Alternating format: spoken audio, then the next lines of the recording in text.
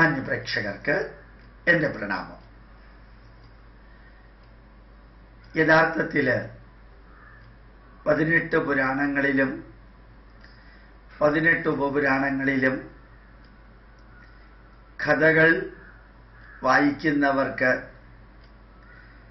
മനസ്സിലാക്കാൻ സാധിക്കുന്നതും അവർ മനസ്സിലാക്കേണ്ടതുമായിട്ടുള്ള കാര്യങ്ങൾ പലപ്പോഴും പലർക്കും ഇന്നും വ്യക്തമായിട്ട് അറിഞ്ഞുകൂടാ. ഈ 18 പുരാണങ്ങളിലും 18 ഉപപുരാണങ്ങളിലും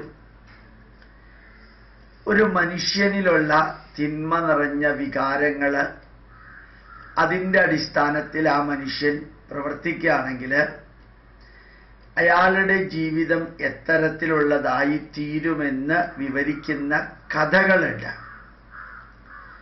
അതായത് മനസ്സിലെ തിന്മകൾ, വാശിയും പകയും ദേഷ്യവും അഹങ്കാരവും അതേപോലെ തന്നെ ഭയം, ഇങ്ങനെയുള്ള നെഗറ്റീവുകൾ, ഈ നെഗറ്റീവുകളുള്ള മനസ്സ്, നെഗറ്റീവുകളുള്ള ചിന്തകൾ, അതിൻ്റെ അടിസ്ഥാനത്തിൽ നെഗറ്റീവുള്ള പ്രവൃത്തി, ആ പ്രവൃത്തിയുടെ ആകത്തുകയായ വ്യക്തിയുടെ ജീവിതം. ഇപ്പം നെഗറ്റീവുകളിലൂടെ ജീവിച്ചാൽ ആ വ്യക്തിക്ക് എന്ത് സംഭവിക്കുമെന്ന് ആസുരീക സ്വഭാവമുള്ള മനുഷ്യരുടെ, അസുരന്മാരുടെ, രാക്ഷസീയ സ്വഭാവമുള്ള മനുഷ്യരുടെ, രാക്ഷസന്മാരുടെ, രാജ്യം ഭരിക്കുന്ന മനുഷ്യരുടെ, രാജാക്കന്മാരുടെ, തപസ് ചെയ്യുന്ന മനുഷ്യരുടെ, തപസ്സികളുടെ, ഋഷിമാരുടെ, അതുപോലെ പ്രകൃതിയിലെ ചൈതന്യത്തെ മനുഷ്യരൂപം കൊടുത്ത് ആ പ്രപഞ്ച പ്രകൃതി ചൈതന്യത്തിലെ ഏറ്റക്കുറച്ചിലുകളിൽ ഉണ്ടാകുന്ന നന്മ തിന്മകൾ എങ്ങനെ കഥാരൂപത്തിൽ പ്രസന്റ് ചെയ്യാം, അതിൽ നിന്ന് നമുക്ക് എന്തെടുക്കാം.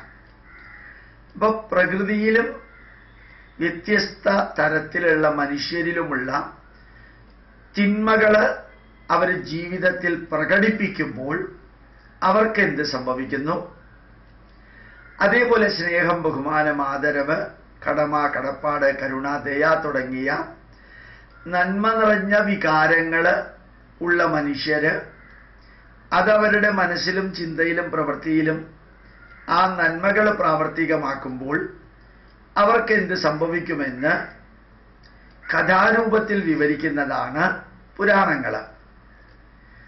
അപ്പോൾ പുരാണങ്ങളുടെ പ്രഥമമായ ലക്ഷ്യം എന്ന് പറയുന്നത് തിന്മ നിറഞ്ഞ വ്യക്തികൾക്ക് ജീവിതത്തിൽ എന്ത് സംഭവിക്കുന്നു, നന്മ നിറഞ്ഞ വ്യക്തികൾക്ക് ജീവിതത്തിൽ എന്ത് സംഭവിക്കുന്നു എന്ന് കഥാരൂപത്തിൽ വിവരിക്കാം. അത് ചരിത്രമല്ല.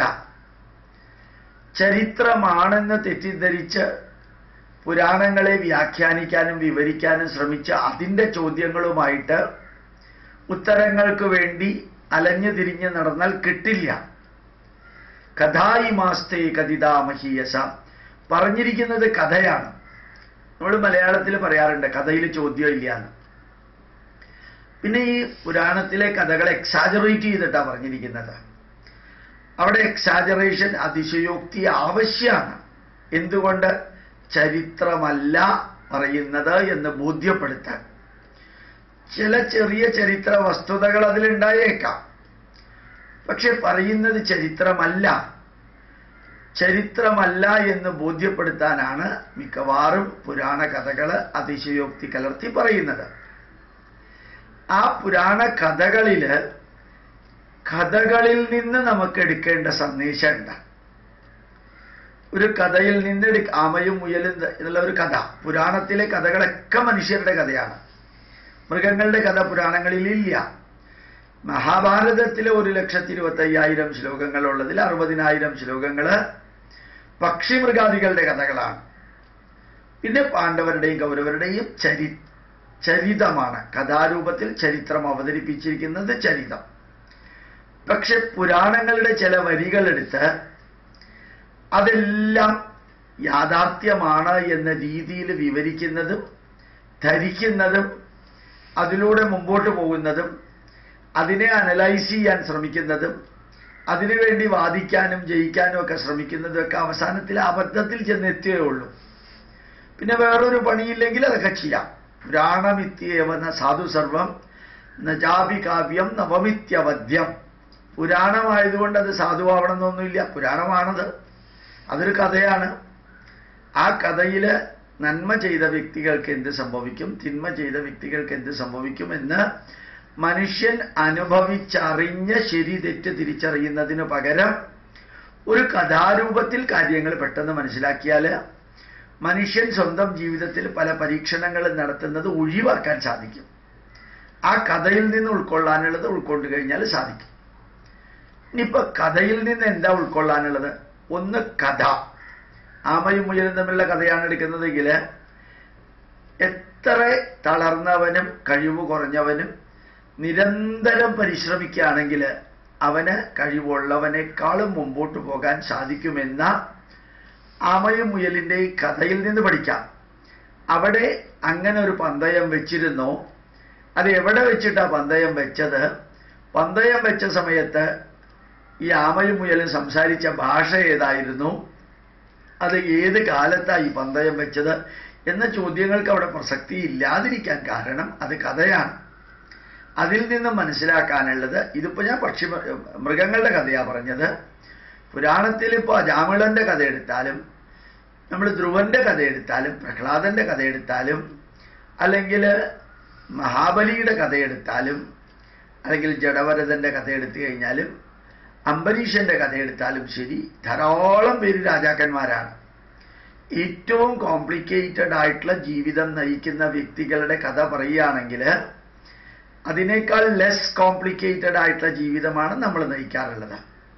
ഏറ്റവും ബുദ്ധിമുട്ടുള്ള വ്യക്തി ജീവിക്കുന്നതിൻ്റെ പ്രശ്നങ്ങൾ നമ്മുടെ മുമ്പിൽ വെച്ച് കഴിഞ്ഞാൽ നമ്മളുടെ അതിനേക്കാളും ചെറിയ പ്രശ്നങ്ങൾക്ക് നമുക്ക് എളുപ്പത്തിൽ സൊല്യൂഷൻ കണ്ടെത്താൻ സാധിക്കും. അപ്പോൾ പുരാണത്തിൽ നിന്ന് പഠിക്കാനുള്ളത് കഥകളാണ്. പിന്നെ കഥാപാത്രങ്ങളുടെ ജീവിതാനുഭവങ്ങൾ, കഥകളാണ് പ്രാധാന്യം. ആ കഥകളിലെ കഥാപാത്രങ്ങളുടെ ജീവിതാനുഭവം പഠിക്കാം. പിന്നെ ഈ കഥാപാത്രങ്ങൾ കൊടുക്കുന്ന ഉപദേശങ്ങളും പുരാണ കഥകളിൽ നിന്ന് പഠിക്കണം.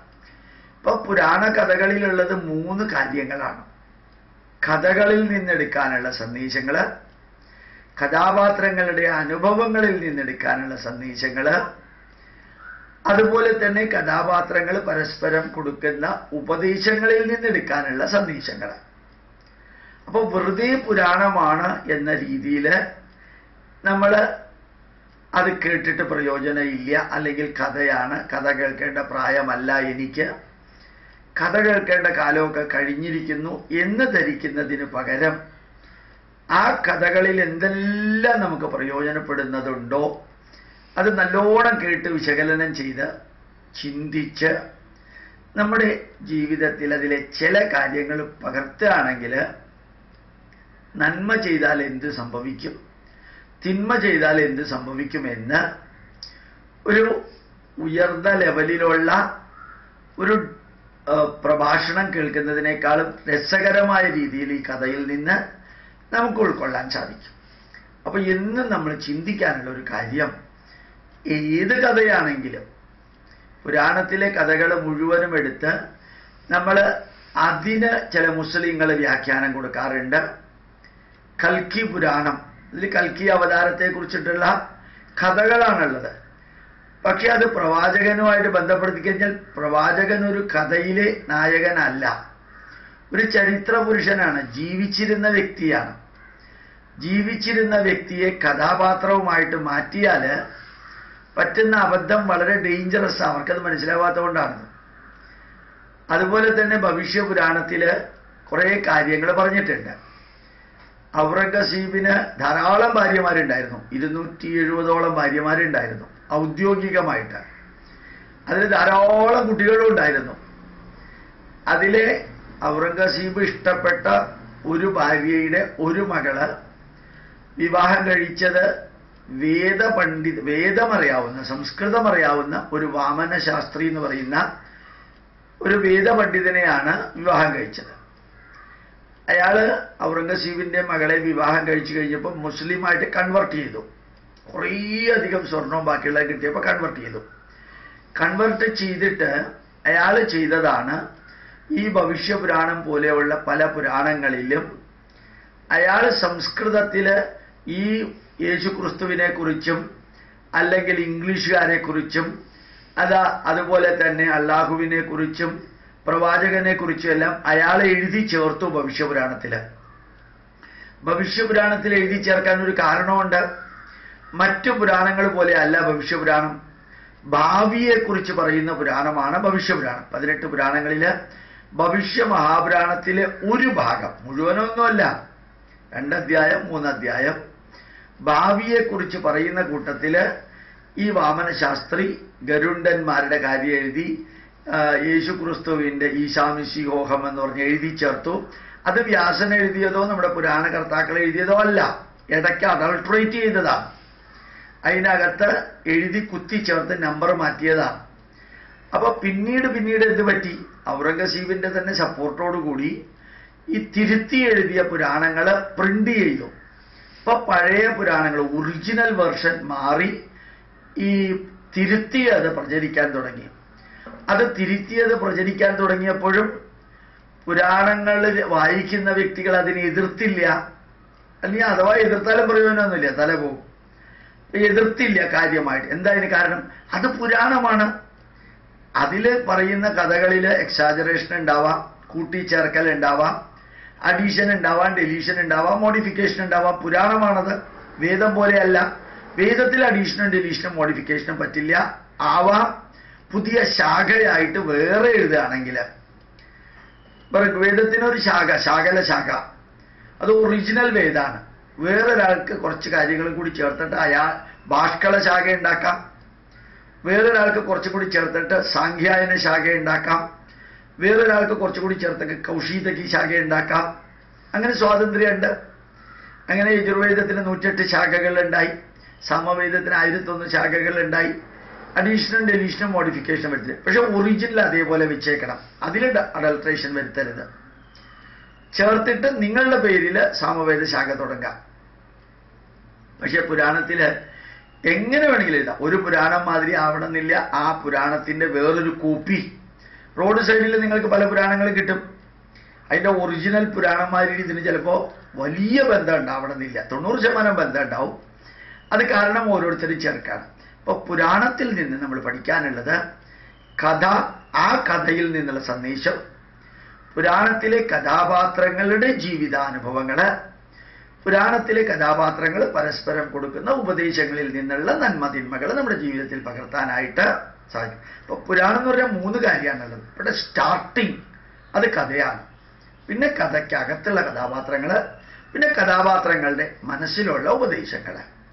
ഇത് വ്യക്തമായിട്ട് മനസ്സിലാക്കാതെ ഓരോ പുരാണത്തിൽ അത് പറഞ്ഞിട്ടുണ്ട് ഇത് പറഞ്ഞിട്ടുണ്ട് എന്ന് പറഞ്ഞുകൊണ്ട് അത് ആരെങ്കിലും പറയുമ്പോൾ വികാര തീവ്രമായിട്ട് വാട്സപ്പിലൂടെയും ഇമെയിലിലൂടെയും SMS-ലൂടെയും അന്വേഷിക്കാനായിട്ട് ഇറങ്ങി പുറപ്പെട്ടു കഴിഞ്ഞാൽ അതിനുത്തരം പറയാനേ നേരം ഉണ്ടാവുള്ളൂ. അതൊന്ന് പ്രത്യേകം ശ്രദ്ധിക്കുക. പ്രണാമം, നമസ്കാരം.